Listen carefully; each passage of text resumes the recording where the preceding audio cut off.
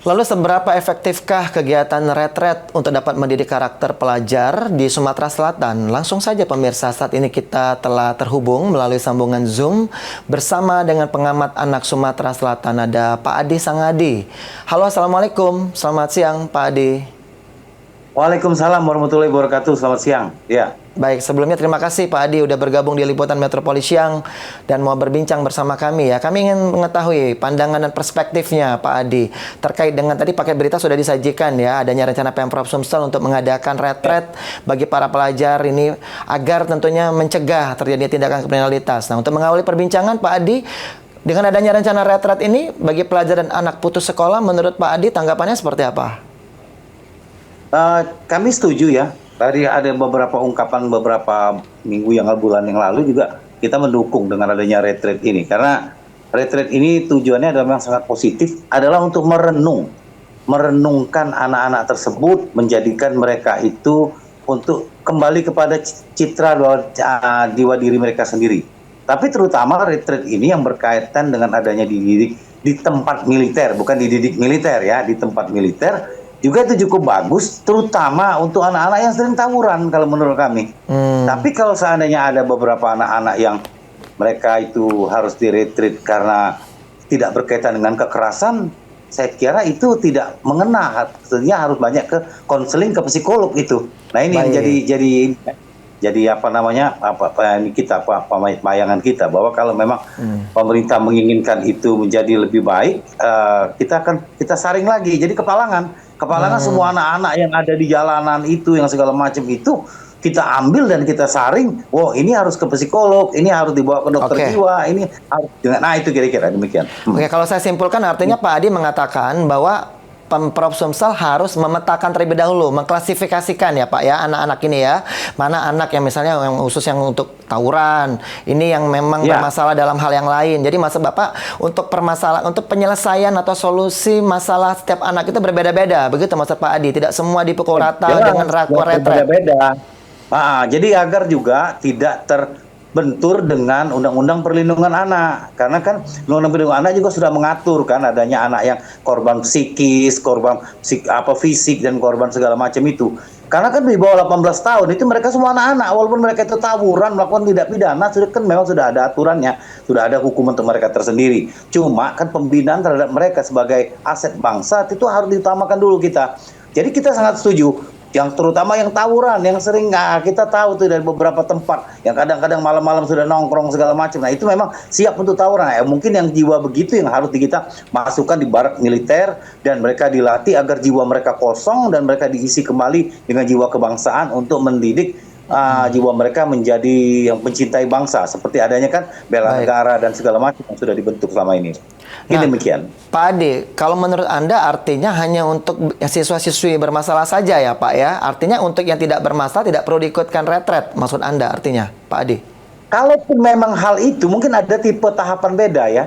Retret itu bagus sekali ya, merenung itu sebenarnya itu hanya perenungan melalui kita dikembalikan, disucikan dengan agama kita dikembalikan kepada jiwa kita, anak-anak tersebut, supaya mereka itu sadar tidak boleh melawan orang tua dan segala macam. Dilihat juga klasternya, kalau memang dia melawan terlalu ini ya mungkin bisa saja dimasukkan ke sana. Cuma yang jelas tidak di sana, jangan salah paham. Banyak yang wah ini anak saya di militer kan, oh tidak. Itu benar-benar untuk mendisiplinkan kan mereka bangun pagi dan mereka itu melakukan kegiatan-kegiatan. Kami juga sudah pernah melakukan ikut retret begitu. Jadi sehingga kita tahu bahwa itu memang mengembalikan jiwa. Akhirnya timbul jiwa korsa mereka. Dan mereka sama-sama mencintai dan mereka akan sadar memang selama ini banyak dosa. Itu yang paling penting yang akan kita ditingkatkan oleh pemerintah, kira-kira begitu, demikian. Nah, tadi kalau untuk barak militer, tadi artinya Anda bilang ditempatkan di barak militer, tapi bukan dimiliterkan, ya, itu kalau tadi statement Anda, kalau boleh saya garis bawahi. Nah, artinya Pak Adi, menurut Anda, untuk kegiatan ini lebih efektif, selain perenungan, nanti mungkin diberikan pendidikan karakter dan lain sebagainya, apa yang ingin Anda sampaikan?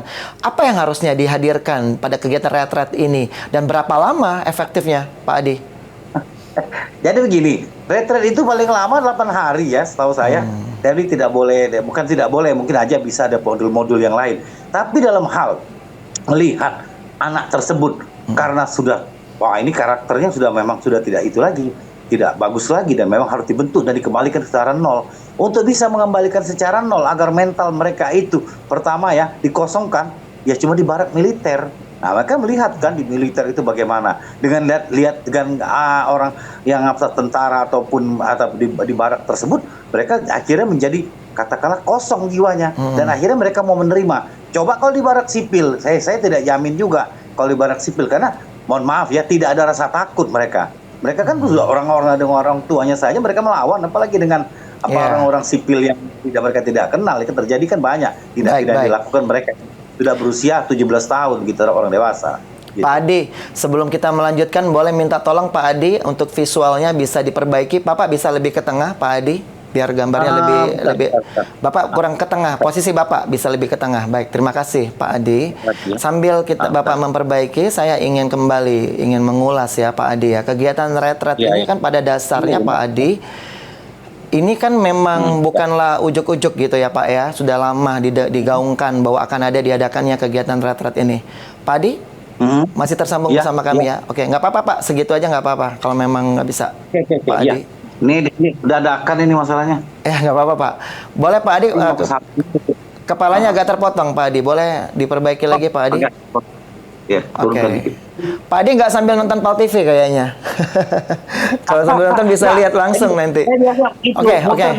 Baik, nggak apa-apa Pak. Segitu aja Pak. Nggak apa-apa. Terima kasih. Pak Adi, balik tadi Pak. Ini kan kegiatan ini sudah lama digaungkan sebenarnya ya, bukan ujuk-ujuk. Artinya kan akan diadakan. Tapi publik juga terkesan berpikir, seperti judul kami gitu. Apakah ini beneran untuk mendidik atau hanya sekedar sensasi atau hanya sekedar FOMO, ikut-ikutan begitu? Nah, kalau menurut Pak Adi seperti apa? Saya juga mantan ketua KPAI, jadi juga merasa bahwa ini satu hal yang baik ya. Karena memang ya berhubung saya juga berasal dari keluarga militer bahwa untuk hal begitu itu memang harus demikian. Jadi kadang-kadang yang mereka sudah dimasukkan ke dalam tempat demikian itu, mereka itu merupakan ada jiwa kebanggaan. Nah, jiwa kebanggaan inilah yang harus ditekan, jangan sampai jadi kebanggaan jadi menjadi jagoan lagi di luaran, tapi jiwa kebanggaan mereka bisa mencintai bangsa dan negara serta mencintai agama dan sesama itu persahabatan dengan mereka. Jadi itu yang paling penting. Berarti Anda nggak sependapat ya? Kalau Anda jadi Anda nggak sependapat kalau ini dianggap sensasi atau hanya sekedar FOMO ikut-ikutan? Oh, tidaklah. Oke, baik. Tidak. Jadi kalau saya yakin ya, kepala daerah kita nggak begitu. Mereka memang benar-benar. Kenapa? Baik, kita apresiasi ya tentunya ya apa yang akan dilakukan oleh Pemprov Sumsel. Nah, balik lagi ke sana Pak Adi. Itu berat sekali. Kamu nggak pernah keluar malam, artinya. Kalau keluar malam minggu itu kejadian. Saya ngikuti kawan-kawan di kepolisian itu yang sudah leleh di rumah Susun yang di mana itu memang benar-benar harus dilakukan suatu tindakan yang tegas, tapi bagaimana terukur agar anak-anak ini akan bisa dimanfaatkan menjadi generasi muda, itu yang penting. Dan bahkan baru-baru ini juga sempat viral ya, 2 hari yang lalu atau kemarin saya baca berita bahwa ada sekelompok anak-anak ini melakukan kegiatan tanda kutip begal begitu Pak ya, merampas barangnya dan memukul dan sebagainya. Ini anak-anak yang melakukan ini. Nah, kalau menurut Anda Pak Adi, akhir-akhir ini juga kita disuguhkan gitu begitu banyak berita yang memang kadang di luar nalar begitu dilakukan oleh anak-anak. Nah, apa menurut Pak Adi selaku pengamat anak dan juga mantan ketua KPAI, apa yang menyebabkan hal ini bisa sampai sebegitu daruratnya Pak untuk kriminalitas yang dilakukan oleh anak-anak ini Pak? Ya, kebutuhan. Ya, kebutuhan ekonomi mereka yang tidak terpenuhi akibat pergaulan hedonis yang mereka sebenarnya belum pantas untuk mereka. Itu tadi, media sosial ini ya dikatakan positif, ya positif. Negatif juga banyak sekali. Jadi di situ sebenarnya dari tahun 2012, 2011 sejak adanya kegiatan bola di tempat kita saya sudah mengamati itu bahwa kejadian-kejadian itu bermulanya dari kumpul-kumpul inilah, kumpul nonton bola, saling itu, akhirnya mereka tawuran. Begitu ribut, itu ada yang motor yang tinggal diambil. Itu saya ingat ya Pak, dulu ada Kapolsek Pak Imam Turmudi ya, itu sahabat kita. Kami pernah mengamati itu. Jadi bermulanya begal, mereka jadi begal di Palembang ini. Bermulanya dari situ, ada motor yang tinggal diambil, dibawa, akhirnya kecanduan kawan-kawannya juga. Ada kejadian-kejadian banyak yang di daerah Batu Jajar dulu itu beberapa tahun yang lalu itu kejadian ya begitu. Mau motor nggak? Mau, ya sudah kita tunggu orang di sini itu. Jadi terus dipengaruhi lagi berita-berita dari luar, adanya begal, adanya akhirnya jadilah ini. Ya kadang-kadang artinya kan kenakalan mereka yang tidak terukur bahwa mereka itu melakukan tindakan itu dipikir pura-pura main-main aja begitu mengambil. Nah, tapi akhirnya menjadi membuat orang jadi rugi dan tewas bahkan sampai sejauh itu begitu. Nah, Pak Adi, untuk anak-anak yang bermasalah dengan hukum, berhadapan dengan hukum atau berkonflik dengan hukum ya istilahnya ya.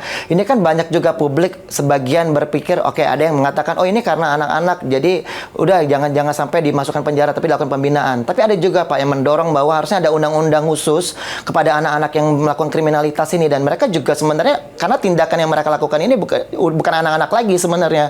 Nah, menurut Anda seperti apa? Anda berada di sisi yang mana, Pak? Apakah Anda juga mendorong adanya undang-undang khusus untuk anak-anak yang melakukan kriminalitas ini tetap bisa dipenjara atau dihukum? Pak Adi. Ada, sudah. Undang-Undang Nomor 11 tahun 2012 itu udah jelas itu.